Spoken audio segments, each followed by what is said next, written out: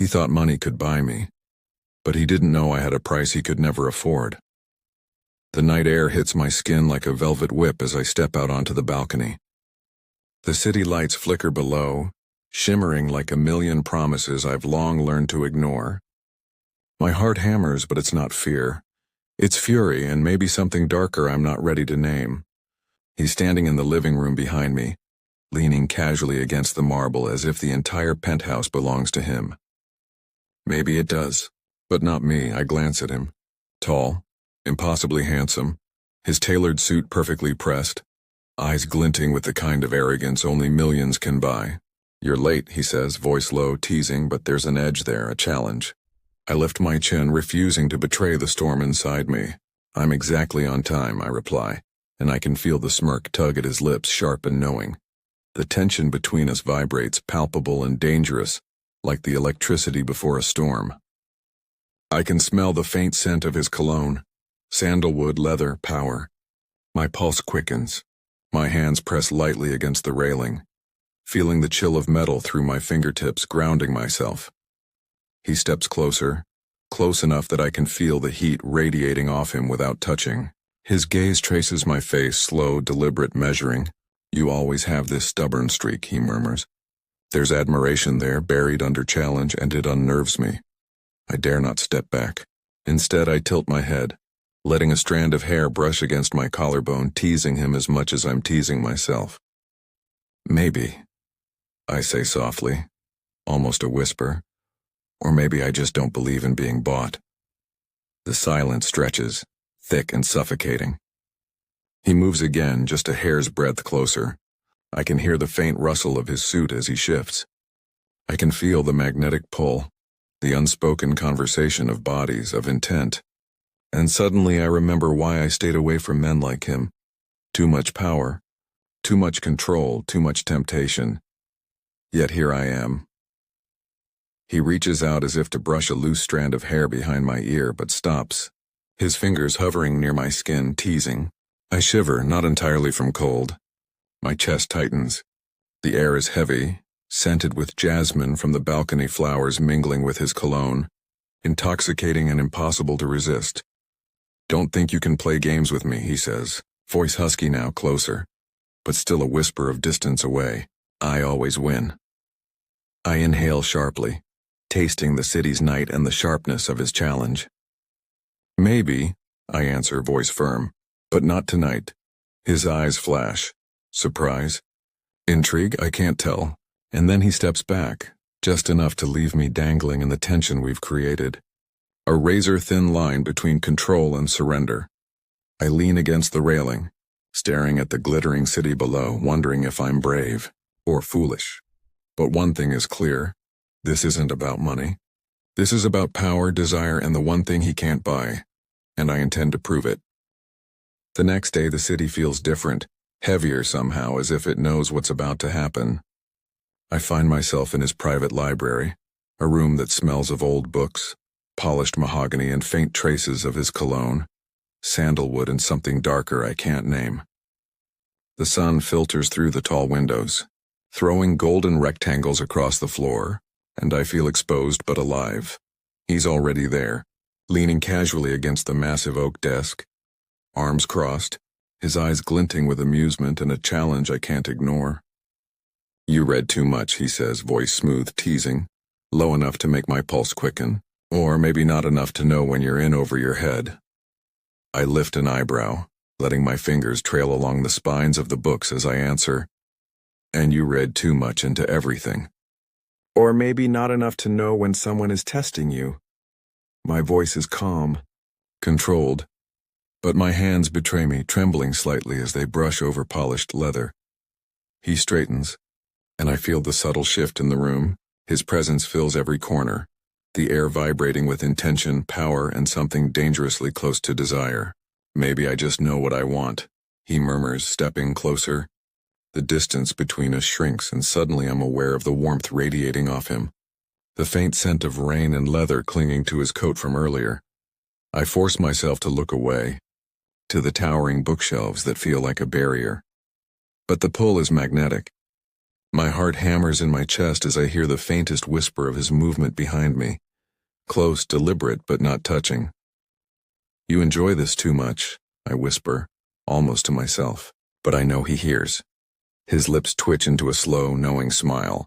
I enjoy watching you fight, he says, voice low, intimate.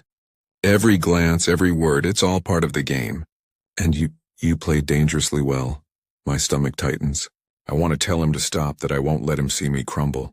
But I can't stop leaning forward, drawn in by the tension that coils around us tighter with every heartbeat.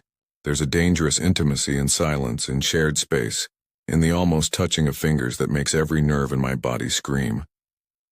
I glance at his hand, just an inch away from mine. The temptation is unbearable, electric, and yet he doesn't move closer, not yet. He lets me hang on the edge of the storm we've created. I hate that I can't ignore you, I whisper, voice trembling despite my attempts at control. I shouldn't want this. I shouldn't want me? He interrupts softly, stepping even closer, so close I can feel the warmth of his body against mine. My breath catches, my pulse quickens. But you do. I swallow, heat flooding my chest. I want to step back to run, but my legs refuse. They're rooted to the polished wood floor, caught in the pull of him. The dangerous magnetism that I can't, and don't want to, resist. For a moment, the world narrows to just us. The scent of old books and his cologne mixes with the faint tang of rain outside, and my skin tingles where his shadow falls. Every muscle in my body screams, every heartbeat echoes, every second stretches into an eternity. Then, just as I'm about to bridge the distance to finally close the space between us, a sharp knock on the door shatters the spell. My pulse leaps into overdrive. He straightens instantly, smirk tugging at his lips as though nothing happened. We'll finish this later, he says, voice low, teasing, dangerous, and just like that he's gone, leaving the air thick with the ache of what almost was. I lean back against the bookshelves, breathing hard, heart racing. The library feels suddenly enormous and empty, the sunlight cutting across the floor like a spotlight on my longing. I know he's right, this isn't about money. This is about desire, about control, about the only thing in his life he can't buy, and I am the only one willing to resist. Yet, as I trace my fingers along the spines of the books, I know deep down, I won't resist for long. It's raining when I find him in the conservatory, the glass roof streaked with silver threads of water. The scent of wet roses and damp earth fills the air, intoxicating, almost overwhelming. I hesitate at the doorway, unsure if I should retreat, but my feet move forward anyway, drawn like a moth to a flame I've spent too long denying. He's standing by the fountain, the dim light from the sconces casting shadows across his sharp features. Rain clings to his hair, dripping in slow rivulets down his neck, and I realize with a jolt how unbearably alive he makes me feel. Every nerve in my body is alert, vibrating with tension and longing. You came, he murmurs, voice rough, low, carrying the weight of something unspoken. His eyes darken, scanning me as if memorizing every detail, every line of my face, every flicker of emotion. I promised, I whisper, almost too softly, letting my voice betray the rush of fear and anticipation coiling in my chest. I said I'd prove you wrong. He doesn't reply. Instead, he steps closer, slow, deliberate, closing the distance between us. I feel the heat radiating off him, the pull of gravity I can't fight. My breath catches, then impossibly he reaches for me, not harshly, not demanding. His fingers hover just above my skin, teasing, testing. The air between us feels electric. My pulse pounds so loudly I think he must hear it. You've been resisting me, he murmurs, his lips almost brushing my ear, and I haven't stopped wanting you. I shiver, leaning forward instinctively, drawn by his presence. My hands curl into the fabric of my dress, grounding myself against the tidal wave of desire he's unleashed. I'm not yours, I whisper, almost a plea, almost a warning. Not yet. Not yet, he repeats, lips barely grazing my temple, and I feel the heat of his breath against my skin. His words are a caress, a challenge, a confession all at once. Then he finally presses his lips to mine. Soft, tentative, but the fire beneath it is undeniable. Every second stretches, a slow burn that ignites my senses. His hands find my waist, drawing me closer without force, as if he's trying to memorize the weight of me, the shape of me, the rhythm of my heartbeat. I respond instinctively, leaning into him, letting the world fall away. Every sigh, every touch, every barely there graze of fingers is heavy with years of restraint, longing, and unspoken truths. The conservatory fades, the rain outside blurring into a lullaby for the chaos swirling inside me. I didn't think anyone could resist me, he murmurs against my lips, voice hoarse, raw. But you're different. I'm not yours, I whisper again, this time letting my hands brush against his chest, feeling the strength beneath the tailored suit.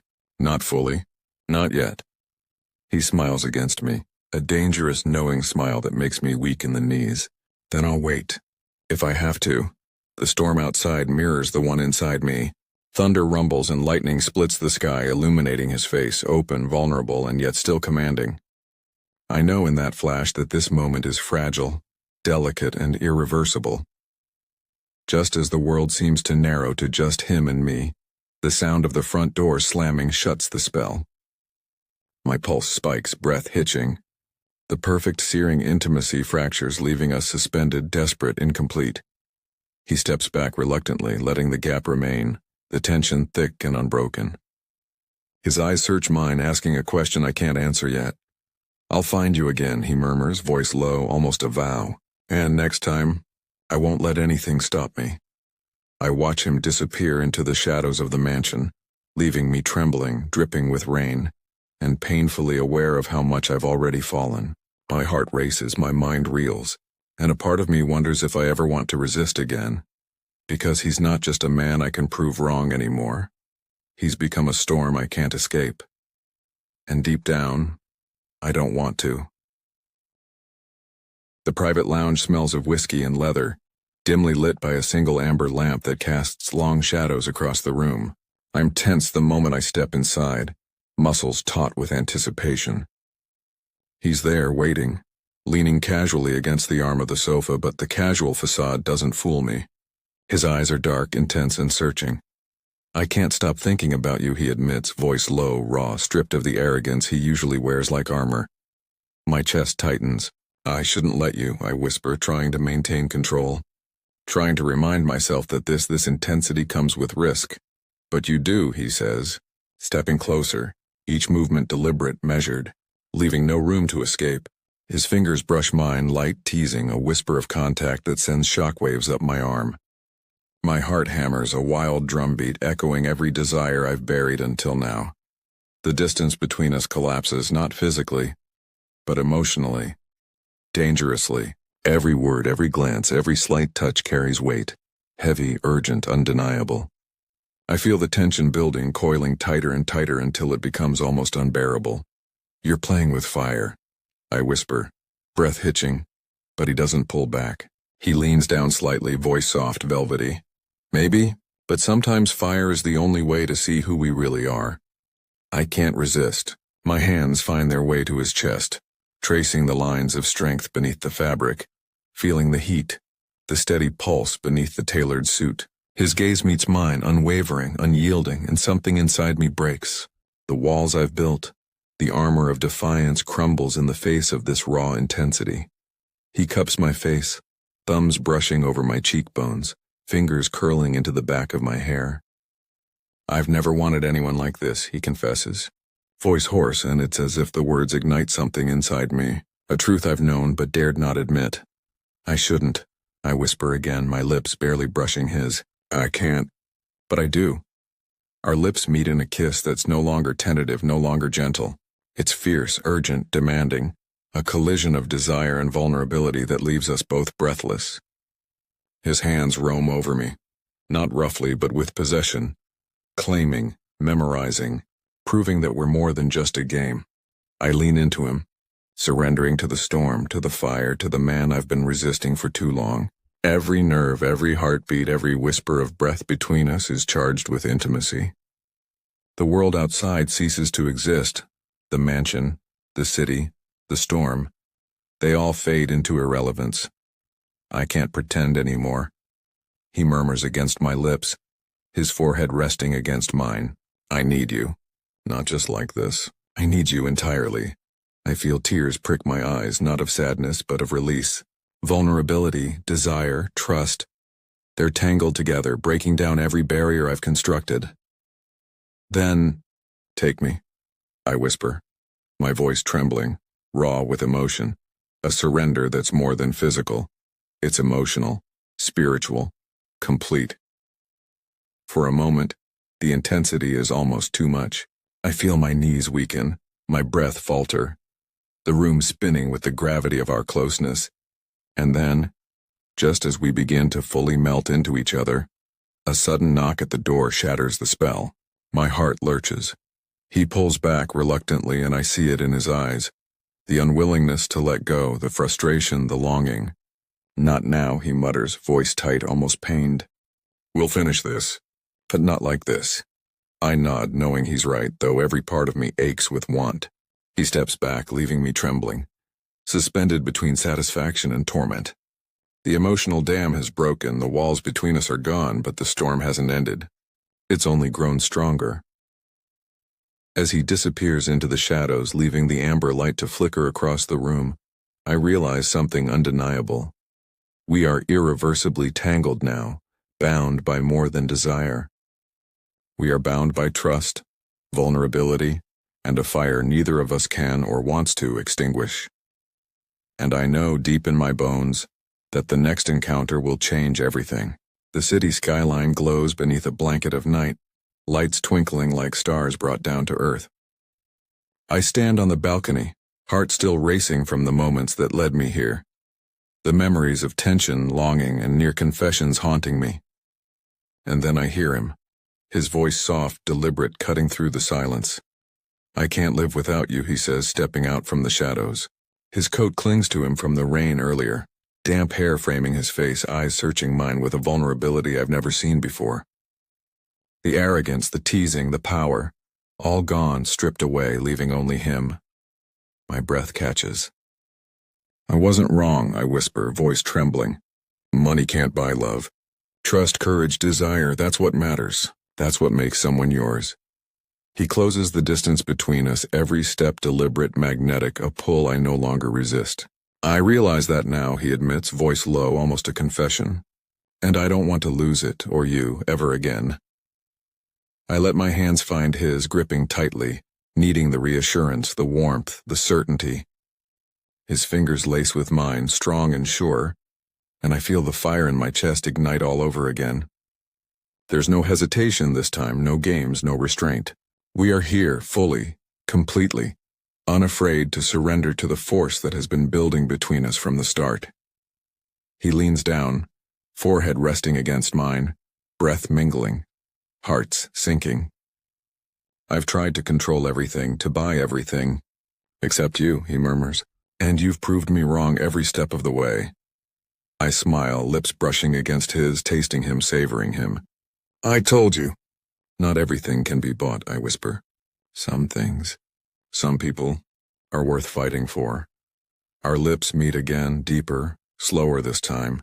A kiss that speaks of months of restraint, desire, and near confessions. The world narrows to us, the city lights fading into the background, the storm outside nothing compared to the fire between us. Every touch lingers. Every heartbeat is a drum of passion and surrender.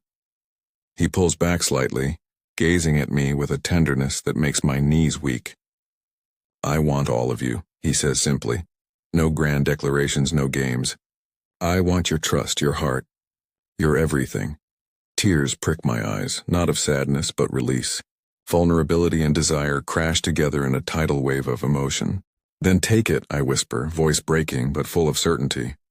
I'm yours, if you're ready for it. He smiles, that dangerous knowing smile tempered now with something softer, something real. I've never been more ready for anything in my life, he murmurs, pulling me into an embrace that feels infinite.